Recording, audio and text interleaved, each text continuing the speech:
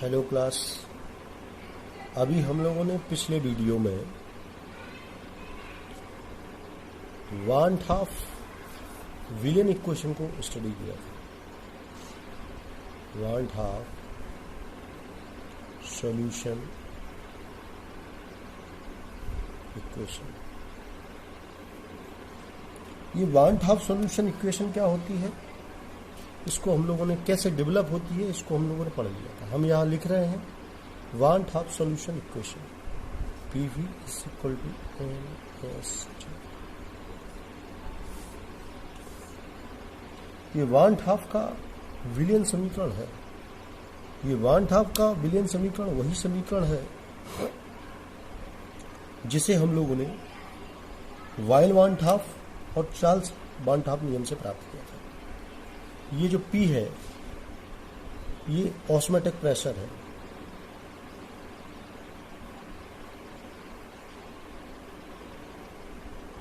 ये जो V है ये वॉल्यूम है। ये N है नंबर ऑफ या मोल ऑफ सोल्यूट। S है ये S सॉल्यूशन कांस्टेंट है।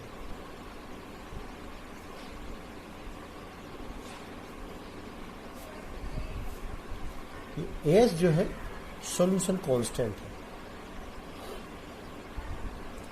ये S सॉल्यूशन कांस्टेंट है और इसके मान कई प्रकार से हो सकते हैं। S के कई सारे मान दिए गए हैं।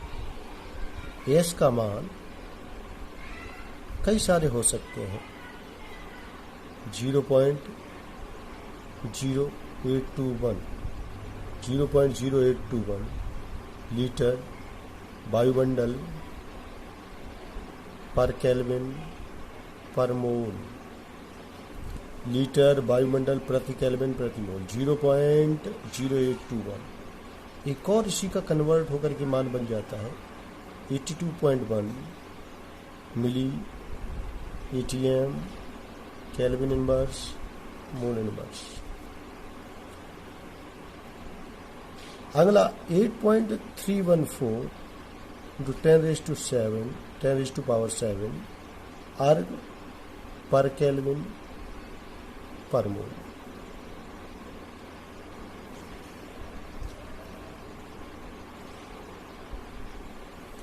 ये अर्ग में मान है 8.314 × 10⁻⁷ अर्ग पर केल्विन पर मोल। इसके बाद 8.314 जूल पर केल्विन पर मोल।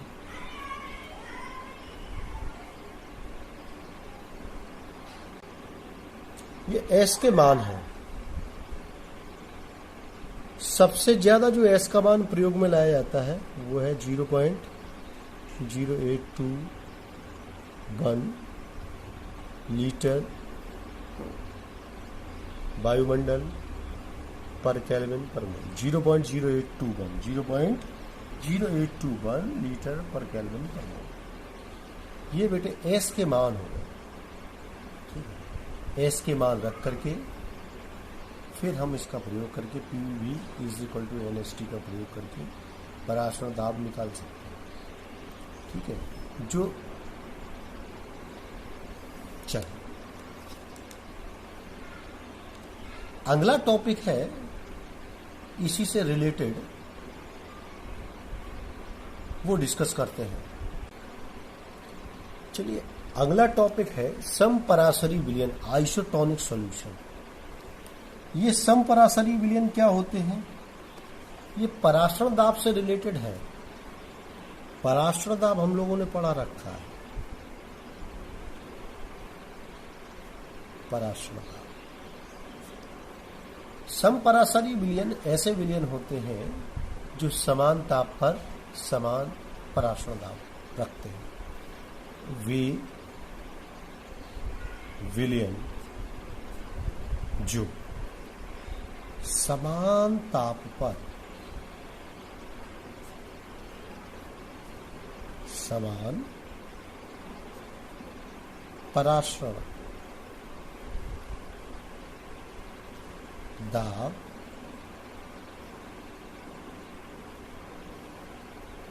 रखते हैं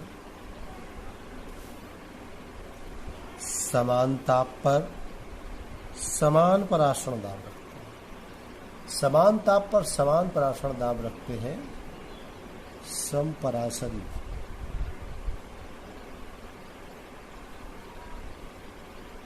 विलयन कहलाते हैं।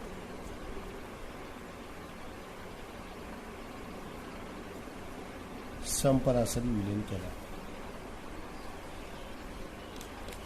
समपराशरी विलयन के लिए कुछ शर्तें होती हैं। इन विलयनों के लिए प्रकार के विलयन के लिए ये T1 बराबर T2 तब P1 बराबर P2। ये T1 T2 क्या है? ये T1 और T2 दोनों विलयनों के परम ताप है। T1 T2 पहले विलयन का परम ताप, दूसरे विलयन का परम ताप। P1 P2 क्या है? पहले विलयन का पराशर दाब, दूसरे विलयन का पराशर। पहले विलयन और दूसरे विलयन के पराशर दाब आपस में बराबर हैं तो वो समपराशरी कहलाएंगे। शर्त यह है कि ताप समान होना चाहिए। सॉल्यूशन इक्वेशन से एक सॉल्यूशन इक्वेशन से P बराबर CST पहले विलयन के लिए और दूसरे विलयन के लिए। पहले विलयन के लिए क्या बनेगी कंडीशन? सॉल्यूशन इक्वेशन से P बराबर क्या होता है? CST। हम लोग पहले से ये जान रहे हैं। पहले विलयन के लिए क्या कंडीशन बनेगी? P1 बराबर C1S_T1। दूसरे विलयन के लिए क्या कंडीशन बनेगी? P2 बराबर C2S_T2। यदि P1 बराबर P2 है, T1 बराबर T2 है, तब C1 बराबर C2 होगा। तब C1 बराबर C2 हो जाएगा। क्यों भाई? देखिए भाई, P1 C1 S_T1, ये S क्या है? S तो विलयन स्थिरांक है, वो तो स्थिरांक है, हमेशा स्थिरांक लेना है। पहले विलयन के लिए, दूसरे के लिए, कोई भी हो उसके लिए S की वैल्यू तो फिक्स रहनी है। तो यदि P1 बराबर P2 के है, T1 बराबर T1 बराबर T2 के है, P1 बराबर P2 के है, तो C1 बराबर C2 के हो जाएगा। क्योंकि S बराबर तो S होता ही है, तो C1 बराबर C2 हो जाएगा। अब यहां एक बात हम लिख सकते हैं, यहां एक बात लिखी जा सकती है, अतः समपराशरी विलयनों के मूलर सांद्रण समान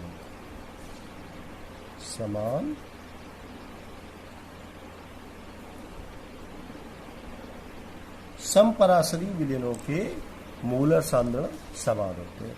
ये C1 क्या है? पहले विलयन का मोलर सांद्रण। C2 क्या है? दूसरे विलयन का मोलर सांद्रण। यदि दो विलयन हैं, उनके मोलर सांद्रण आपस में बराबर हैं तो उनके पराशर दाब भी बराबर होंगे। इसीलिए उनको क्या कहेंगे हम लोग? समपराशरी। उनको क्या कहेंगे? समपराशरी। ठीक है, तो समपराशरी विलयनों के लिए ये इक्वेशन निकल के आ गई आपके सामने। इसको थोड़ा और ठीक कर सकते हैं कि C1 की जगह पे क्या लिखेंगे, क्योंकि C बराबर क्या होता है? W/m/V। तब क्या हो जाएगा?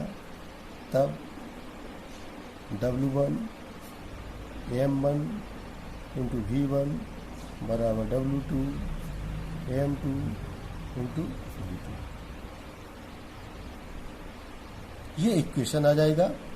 हमें अगर 1 विलयन का मोलर सांद्रण दिया गया है और कहा गया है 1 विलयन का मोलर सांद्रण दिया गया है और कहा गया है कि दूसरे विलयन का अणुभार निकालना है, विलय का या कुछ और निकालना है, तो इस फॉर्मूले की सहायता से हम उसको कैलकुलेट कर सकते हैं।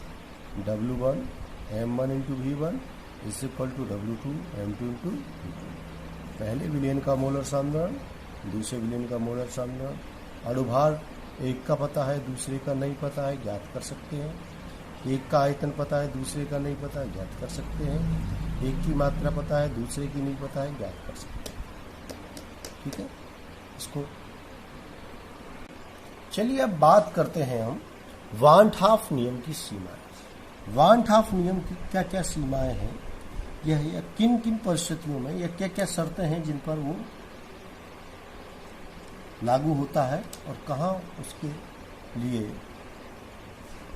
परिवर्तन आ जाते हैं। चलो, तो वान हाफ नियम की एक जो पहली प्रमुख शर्त है वो यह अवाष्पशील विलय के लिए। अवाष्पशील विलय के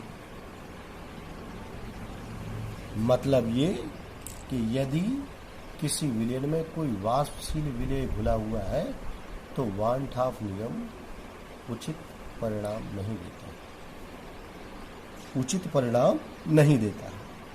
बात नंबर 2 कि वान हाफ नियम की एक और कंडीशन है जब वान हाफ नियम लागू नहीं हो पाता कि विलय का एसोसिएशन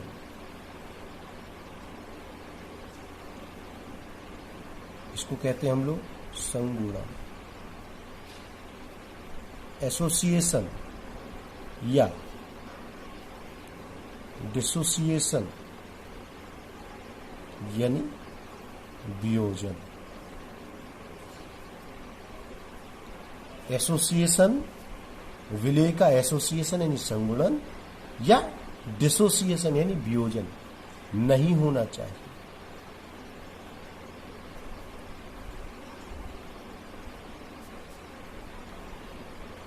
नहीं होना चाहिए। विलय का विलयन के अंदर ना तो एसोसिएशन हो ना ही डिसोसिएशन हो, ये वान हाफ नियम की शर्त है। अभी हमने थोड़ी देर पहले समपराशरी विलयन के बारे में जिक्र किया था।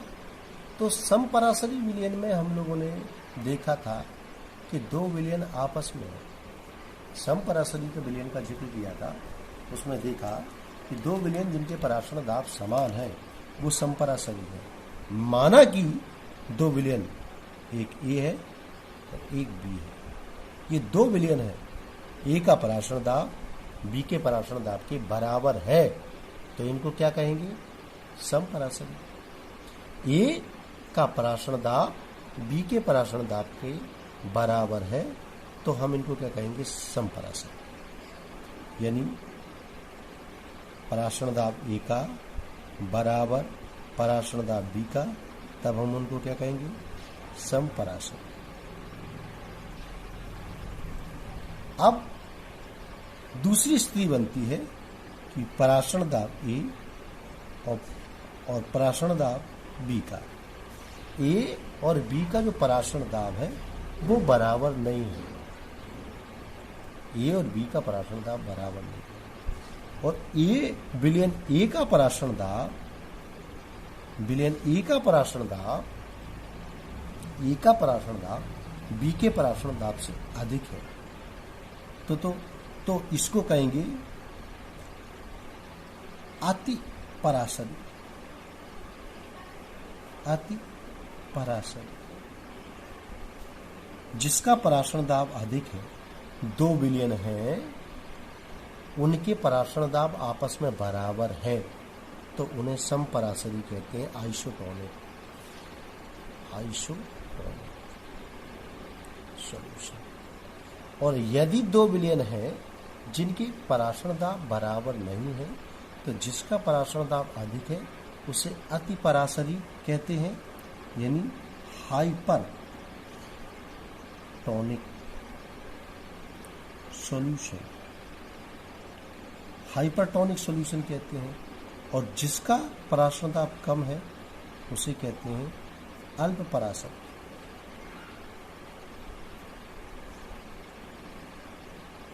इंग्लिश में कहते हैं हाइपोटोनिक।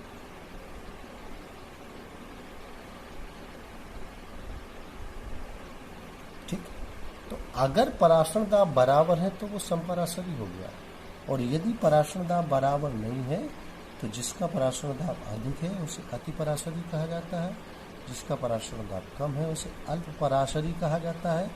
अति पराशरी को हाइपरटोनिक कहते हैं सॉल्यूशन, और जिसका पराशरण दाब कम होता है दोनों में से उसे अल्प पराशरी हाइपोटोनिक सॉल्यूशन कहा जाता है। क्लियर? हमारे रक्त में आरबीसी होती है, हमारे रक्त में आरबीसी, रेड ब्लड कार्पल्स, हमारे रक्त में आरबीसी रहती हैं। वो आरबीसी नमक के संतृप्त विलयन के साथ समपराशरी होती हैं यदि नमक के संतृप्त विलयन की मोलरता 0.16 m है। यानी जो आरबीसी है वो समपराशरी होती है 0.16 m NaCl सॉल्यूशन की।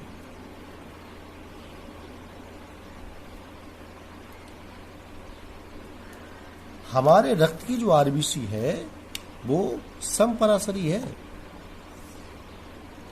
आरबीसी समपराशरी होती है 0.16 मोलर NaCl सॉल्यूशन के।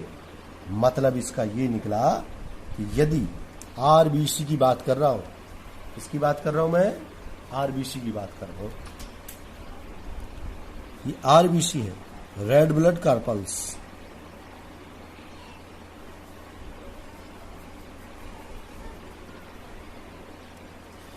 और ये चारों ओर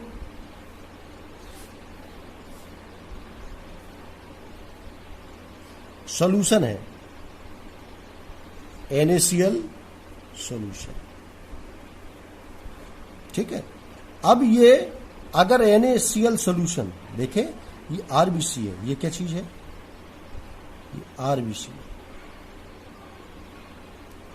ये आरबीसी नमक के संतृप्त विलयन में रखा गया, और अगर नमक का संतृप्त विलयन की जो सांद्रता है वो 0.16 m है तो ना तो एक्जो ऑस्मोसिस होगा ना ही एंडो ऑस्मोसिस होगा। मतलब सॉल्वेंट अंदर बाहर समान रूप से हो सकता है। ठीक है, अब यदि ये जो आरबीसी है और यहां जो सॉल्यूशन भरा है, ये सॉल्यूशन कौन सा भरा है? NaCl solution. NaCl सॉल्यूशन भरा है, और यहां जो मोलरिटी है वो 0.16 m से कम है। तब क्या होगा?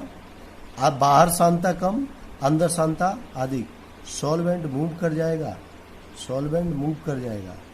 ठीक है, इन परिस्थितियों में आरबीसी फूल जाती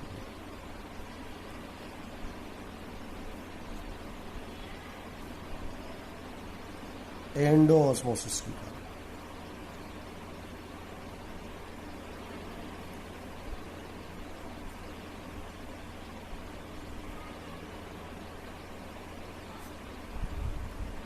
क्यों फूल जाती है?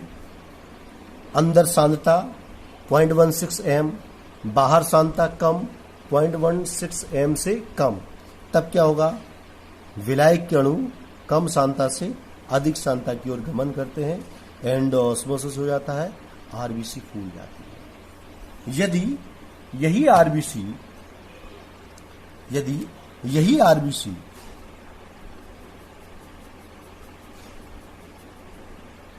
ये आरबीसी है, ध्यान रखेंगे,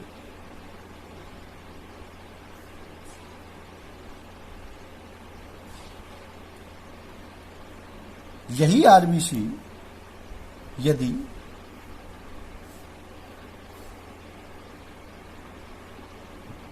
NaCl सॉल्यूशन 0.16 am से अधिक सांद्रता का, यहां पर अगर 0.16 am से अधिक सांद्रता है तो क्या होगा, सॉल्वेंट जो है ये आरबीसी है, सॉल्वेंट जो है अंदर से बाहर की ओर आ जाएगा और आरबीसी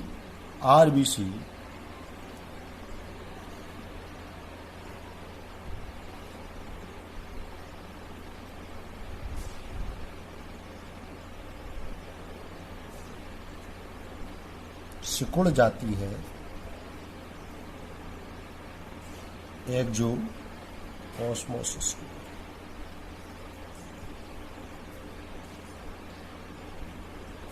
यानी सॉल्वेंट जो है अंदर से बाहर की ओर, सॉल्वेंट अंदर से बाहर की ओर चला जाता है, क्योंकि बाहर सांद्रता अधिक है, अंदर सांद्रता कम है। बाहर सांद्रता अधिक है, कितनी अधिक है बताया जा रहा है 0.16 am से अधिक। अंदर सांद्रता कितनी होनी चाहिए, इससे कम, तभी सॉल्वेंट के molecule lower concentration to higher concentration move कर जाते हैं और आरबीसी सिकुड़ जाती है। चलिए, ये आइसोटोनिक सॉल्यूशन, हाइपरटोनिक सॉल्यूशन और हाइपोटोनिक सॉल्यूशन, यहां ध्यान रखेंगे यदि दो विलयन जिनके पराशर दाब समान ताप पर समान है तो वो आइसोटोनिक सॉल्यूशन होते हैं। यदि उनके पराशर दाब आपस में समान नहीं है तो जो कम सांद्रता वाला है वो अल्प पराशरी यानी हाइपोटोनिक सॉल्यूशन कहलाता है, जिसका पराशर दाब अधिक होता है अति पराशरी यानी हाइपरटोनिक सॉल्यूशन कहलाता है। ठीक है, आरबीसी के बारे में ध्यान रखेंगे। आरबीसी नमक के संतृप्त विलयन में जिसकी सांद्रता 0.16 am हो के साथ समपराशरी होती है। यदि आरबीसी को इससे अधिक सांद्रता में रखा जाएगा तो एक्सो ऑस्मोसिस के कारण सिकुड़ जाएगी। यदि आरबीसी को इसे कम सांद्रता में रखा जाएगा तो एंडो ऑस्मोसिस के कारण आरबीसी पूरी। मिलते हैं अगले वीडियो में। ये वीडियो नंबर 23 था, अगले वीडियो नंबर 24 पे